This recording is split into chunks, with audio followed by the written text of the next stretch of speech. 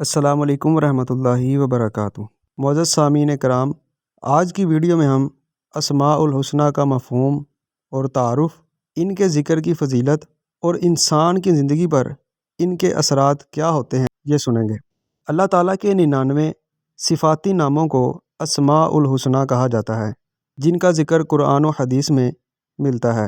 الحسنی کا مطلب ہے بہترین اور اعلیٰ ترین، یعنی یہ تمام نام اللہ تعالیٰ کی شان اور کمال کو بیان کرتے ہیں، جیسا کہ اللہ پاک نے قرآن مجید فرقان حمید میں ارشاد فرمایا، وَلِلَّهِ الْأَسْمَاءُ الْحُسْنَىٰ فَادْعُوهُ بِهَا، اور اللہ ہی کے لیے اچھے نام ہیں تو اسے ان ناموں سے پکارو۔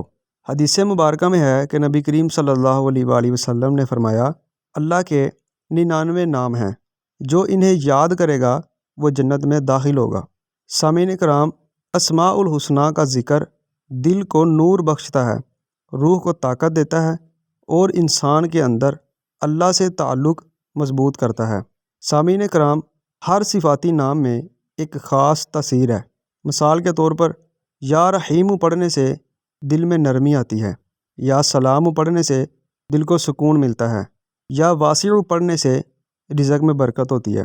جو آدمی کثرت سے یا غفار یا تواب کا ورد کرتا ہے، اللہ تعالیٰ اس کی خطائیں معاف فرما دیتا ہے۔ اسماء الحسنی کے ذکر کا اثر کیا ہوتا ہے؟ باطن کی پاکیزگی، ذہنی سکون، زندگی میں برکت، خوف اور وسوسوں سے نجات اور قرب الہی حاصل ہوتا ہے۔ آج کی ہماری ویڈیو کا خلاصہ یہ ہے کہ اسماء الحسنی اللہ تعالیٰ کے بہترین صفاتی نام ہیں، جو ہمیں اللہ تعالیٰ کی معرفت عطا کرتے ہیں۔ ان کا ورد روحانی سکون، مشکلات سے نجات اور قرب الہی کے لیے بے حد مؤثر ہے۔